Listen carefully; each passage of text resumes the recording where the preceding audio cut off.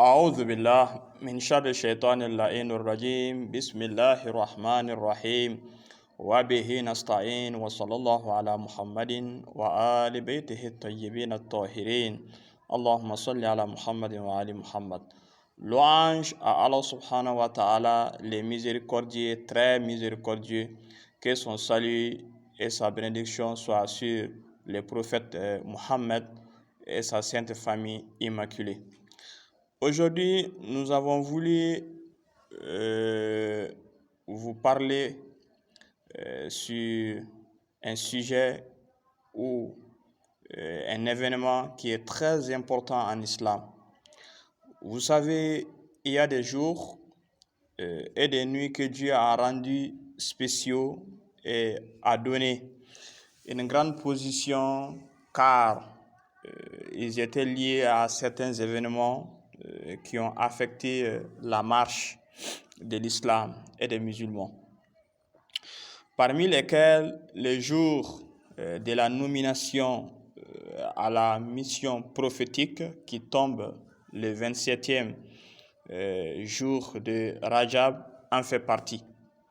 Comme vous le savez, c'est un jour béni et c'est l'une des plus grandes fêtes, même si elle n'a pas été appelée l'Eid, qui signifie en arabe la fête, mais c'est le jour de début de la révélation des messages islamiques au prophète.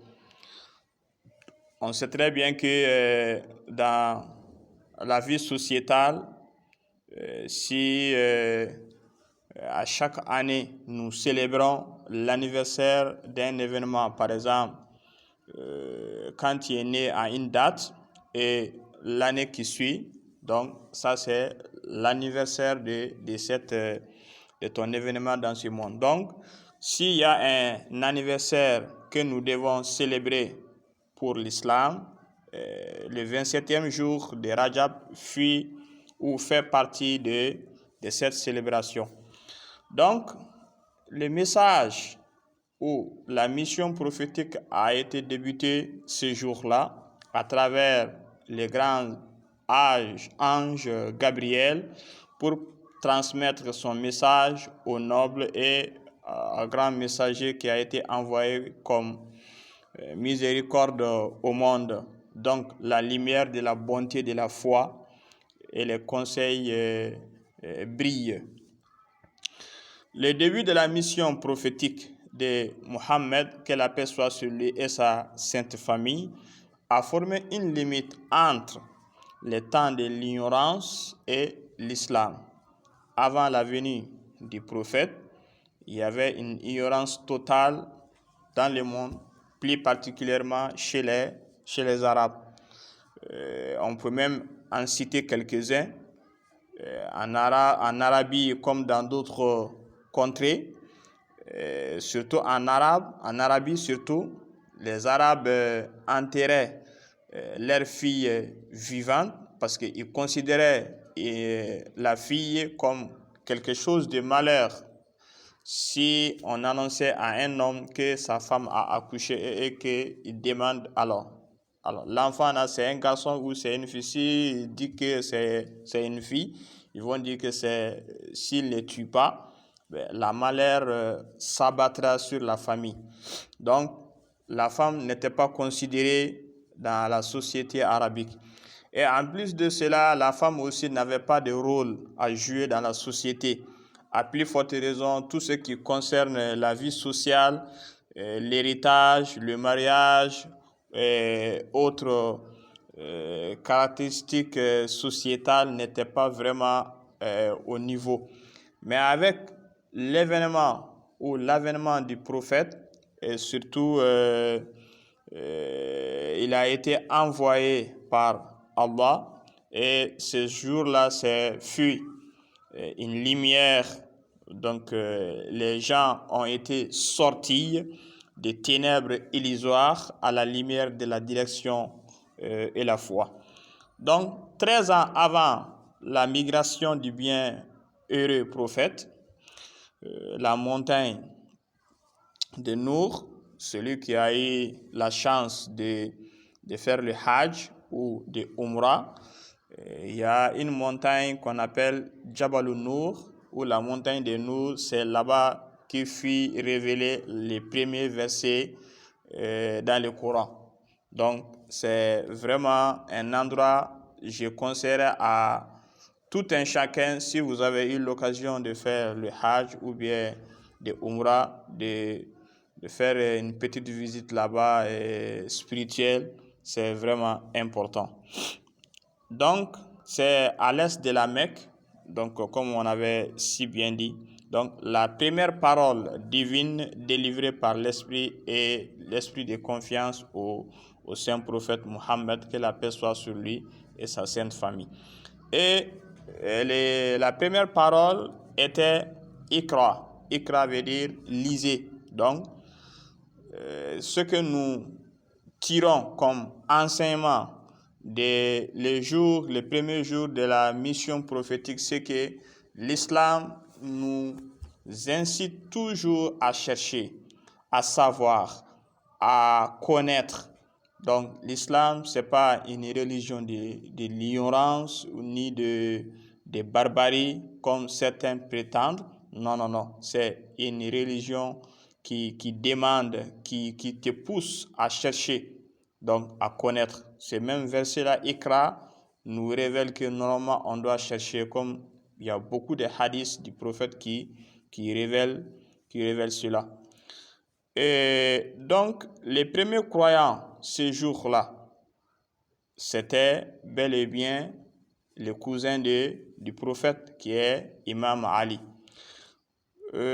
Avant que nous rentrons un peu sur les recommandations qu'on doit faire le 27e jour, il est très nécessaire de parler de ce jour, qui est le 27e jour, le jour de la révélation, le premier jour de la révélation.